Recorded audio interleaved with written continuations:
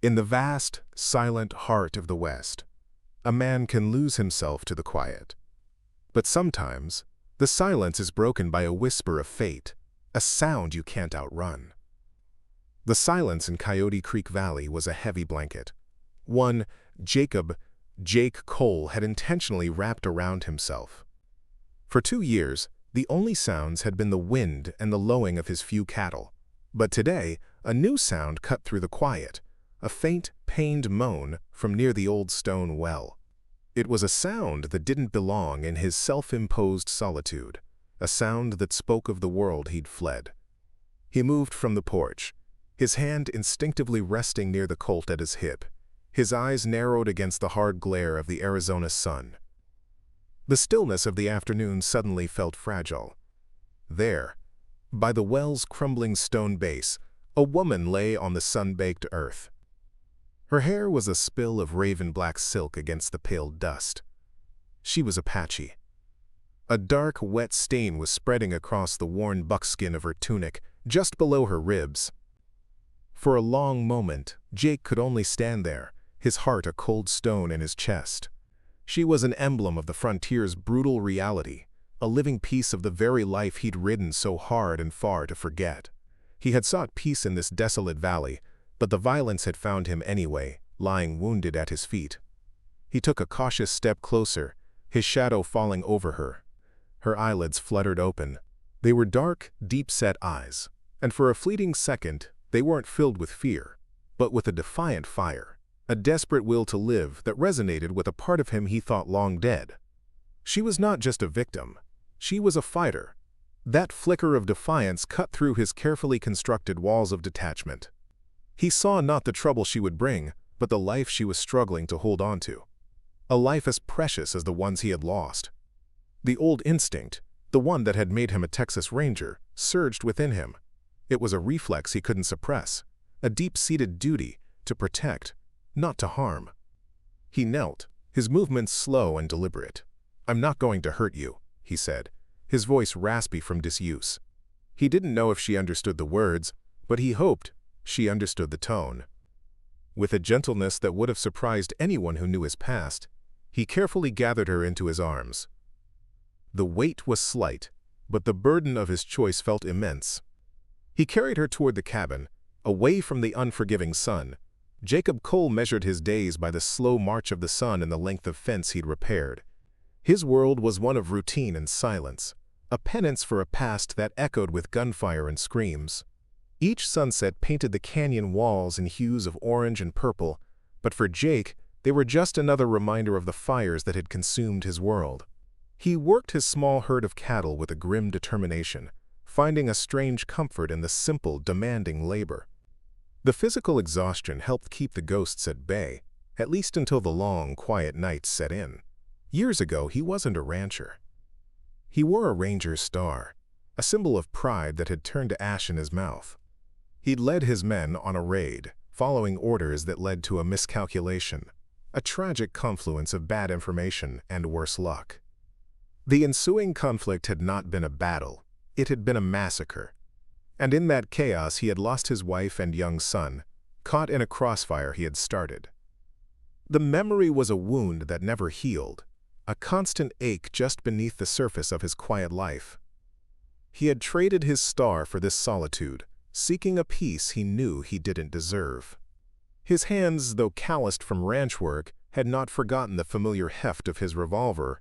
They could still draw and aim with a speed that was both a skill and a curse. His eyes, perpetually scanning the horizon for a change in the weather, were the same eyes that had once tracked fugitives across the unforgiving Texas plains. He had tried to bury that man, the ranger, deep beneath the soil of this quiet valley. But the skills remained, etched into his very being, waiting for a reason to resurface. He was a weapon left to rust, but he was a weapon nonetheless. He had built this ranch as a fortress against his own memories, a place where the past couldn't reach him. The silence was his shield. But the arrival of the wounded Apache woman had breached his defenses. It was a crack in the foundation of his lonely sanctuary. As he watched the distant vultures circle in the vast, empty sky, a cold certainty settled over him. The peace he had so desperately sought was an illusion, and the storm he had outrun for so long was finally about to break over his valley. The ghosts were stirring. Inside the dim, sparse cabin, he laid her on his own cot. The air was thick with the scent of pine wood, leather, and now the faint metallic tang of blood. He moved with a quiet efficiency, lighting the stove to heat water.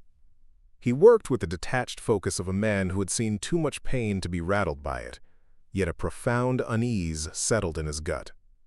Her presence filled the small space, a silent testament to the world of violence he had tried to leave behind. Every rustle of the blanket, every shallow breath she took, was a stone tossed into the placid pool of his solitude. As he gently began to clean the wound on her side, her eyes snapped open. This time, they were sharp, lucid, and filled with a raw, primal recognition. She wasn't just afraid. She saw him for what he once was, a man with a badge, a symbol of the authority that had brought so much suffering to her people. A low growl rumbled in her throat, and she tried to push his hands away, her strength surprising despite her injury. "Do not touch me," she rasped, the words clear, edged with a hatred that felt ancient and personal. Jake froze, his hands hovering above her. He met her glare, and instead of asserting his strength, he let his own exhaustion show. He slowly held up his empty hands, palms forward. "I am not a lawman anymore," he said, his voice low and steady. "My name is Jake. I live here. Alone. You were wounded. I'm only trying to help." He looked into her eyes, trying to convey a truth that went beyond words, a shared understanding of pain and loss. He saw the fire in her gaze flicker, replaced by a wary, searching uncertainty. She stared at him for a long moment, her breathing ragged. The fierce tension in her body eased slightly, though her eyes never left his. She didn't trust him. He knew that was too much to ask. But perhaps, just perhaps, she saw that he was not an immediate threat. He saw the shift, the smallest concession. In that silent moment, a fragile, unspoken truce was formed. He understood then that this was more than just a matter of risk.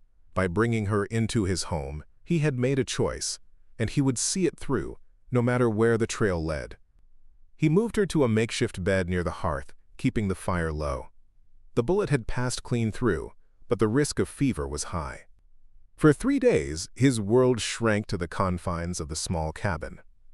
He boiled water, cleaned the wound with carbolic soap, and applied fresh bandages torn from his own shirts.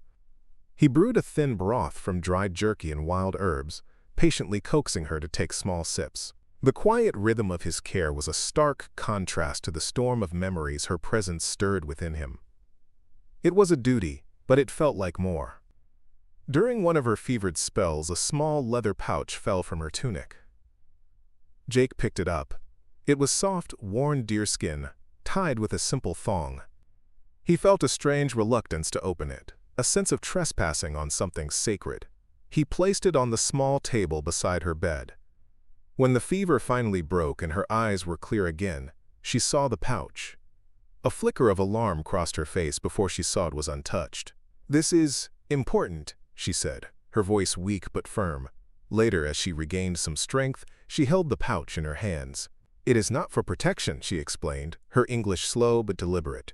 "It is for life." She carefully opened it, revealing not carved charms or colorful beads, but seeds.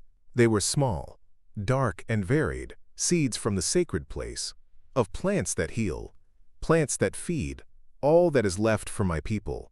We were scattered. This is our future. Jake listened, the weight of her words settling heavily in the quiet room. Her burden was far greater than a simple gunshot wound.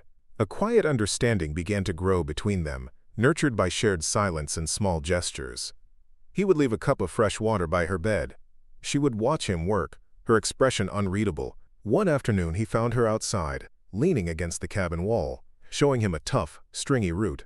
"This root," she said, "if you boil it long enough, the water makes a good tea for fever." He nodded, taking the root.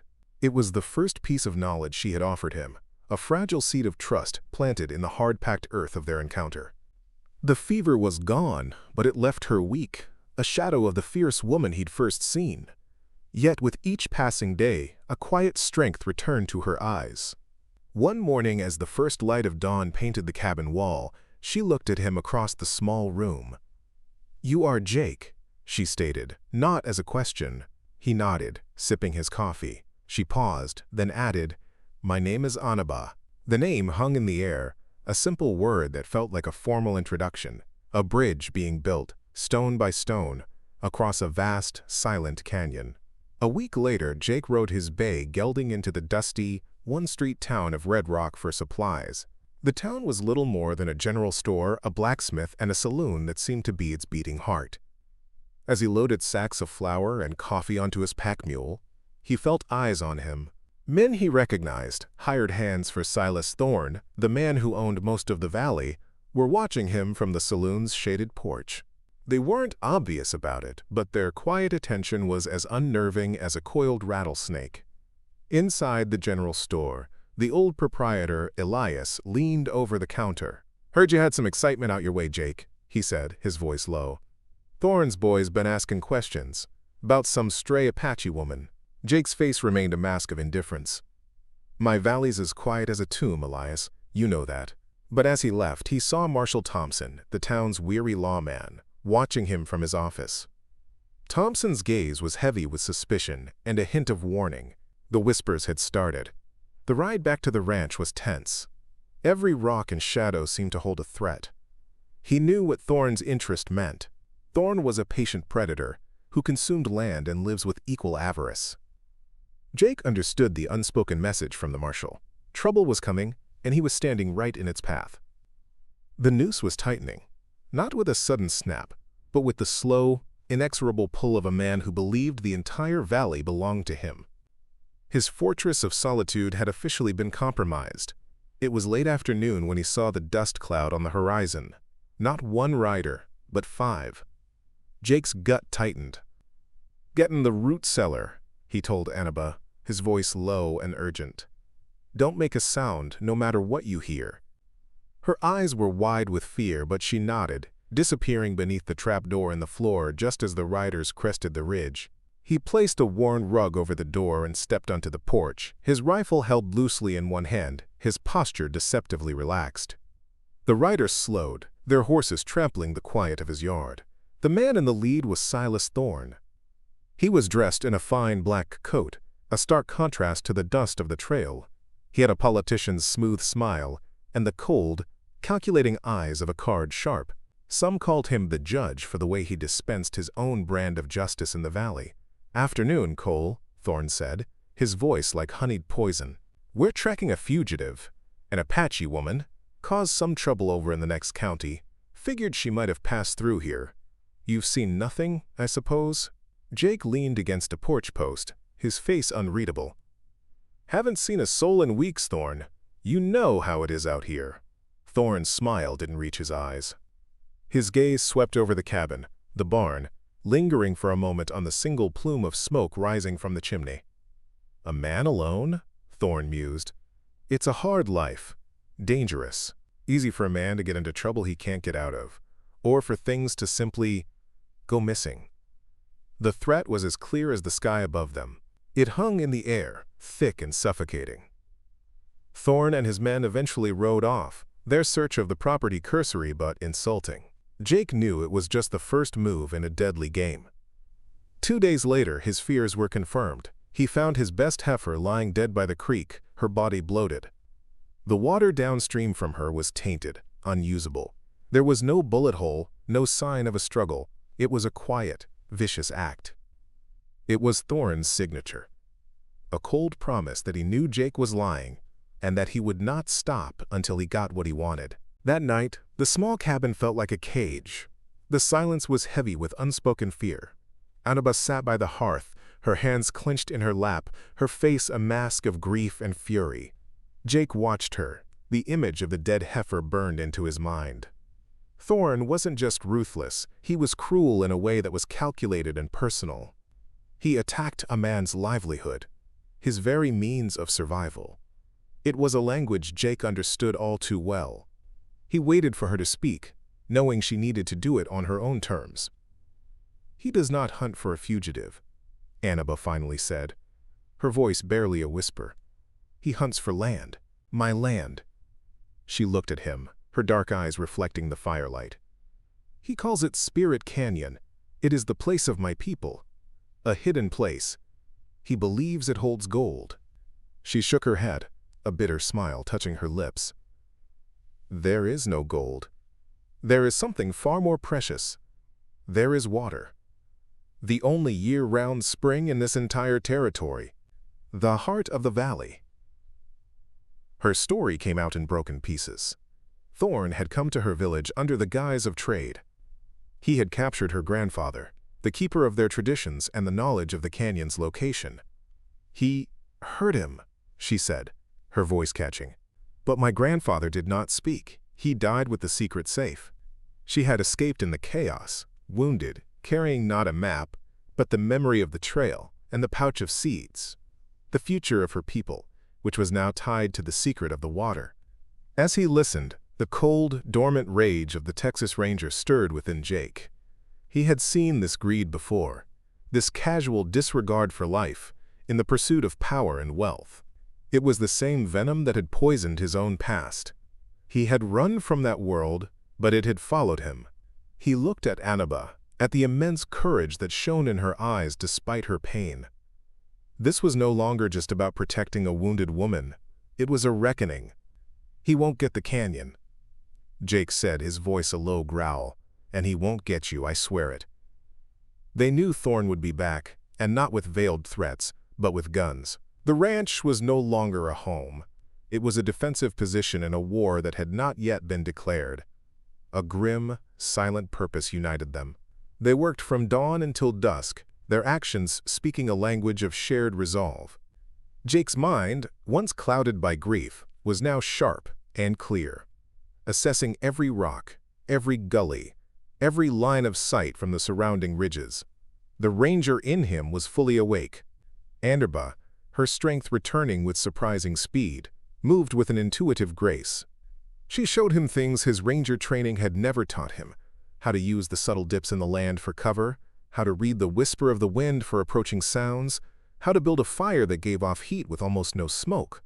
She was as much a part of this land as the rocks and the hardy scrub brush. He, in turn, showed her the mechanics of his Winchester, the deadly logic of a crossfire. They prepared the ground with meticulous care. A pile of loose rocks on the ridge above the cabin was arranged to become a small avalanche with a single push. They dug a shallow trench behind the water trough, creating a protected firing position. They moved his small herd of cattle to a far pasture, out of the line of fire. In the evenings, they would sit in the quiet cabin. The tension, a palpable presence between them. Their hands would sometimes brush as they passed tools, a simple touch that sent a jolt of unexpected warmth through the heavy air.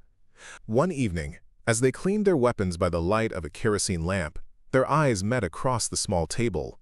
In her gaze, he saw not just gratitude, but a deep, resonant trust. And in his, she saw not pity, but a fierce, protective admiration.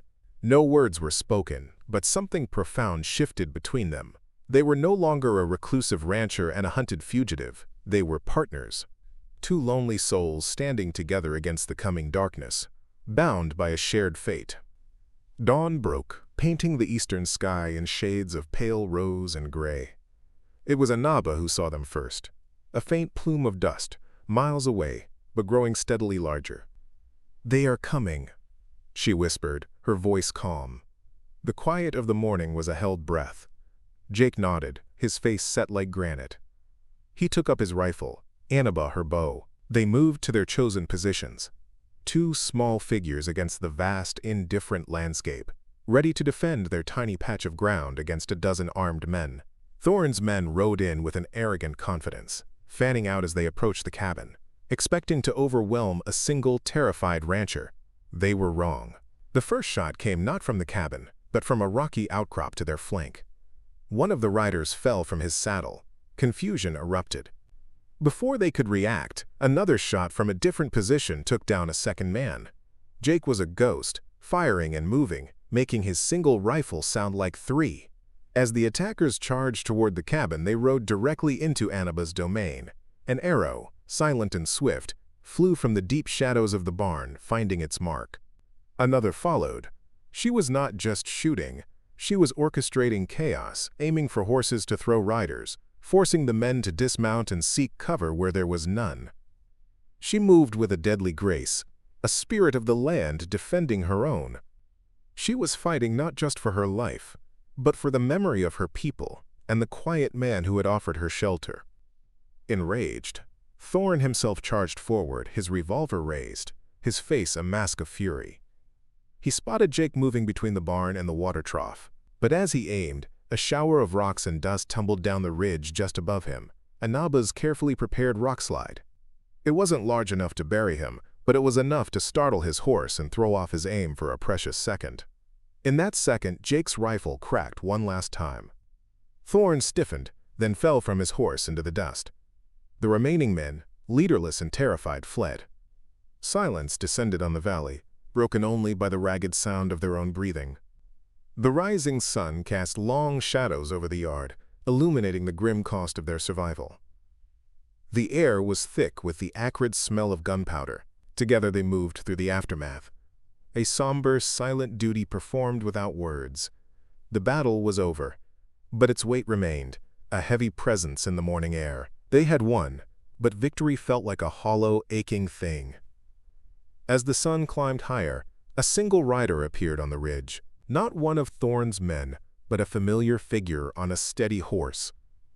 Marshal Thompson. He rode into the yard slowly, his eyes taking in the scene with a practiced, weary gaze. He looked at the bodies of Thorn's men, at Jake's set face, and at Anaba, who stood tall with her bow still in hand. He dismounted, his movements stiff, and looked from Jake to the fallen land baron. He didn't need to ask what had happened. The story was written in the dust. Thompson walked over to Thorn's body and nudged it with his boot. He was silent for a long time. "Seems to me," he finally said, his voice dry as dust, not looking at Jake, "that Silas Thorn and his hired guns had a falling out, most likely arguing over some stolen property. A shame when greed turns men against each other." He looked directly at Jake then, his gaze unwavering. "That's what my report will say. I see no reason to complicate matters." He had seen enough violence. He was choosing peace. After the marshal left, a profound quiet settled over the ranch. The valley was theirs again. Later that day, Jake stood with Anaba on a small rise overlooking the creek. The future was an unmarked trail, but it was a trail they would walk together. He reached out and took her hand. Her fingers curled around his, a silent promise. They had found in each other not just a reason to survive, but a reason to live. In the heart of the unforgiving West, in a small, quiet valley, they would plant the seeds of a new life.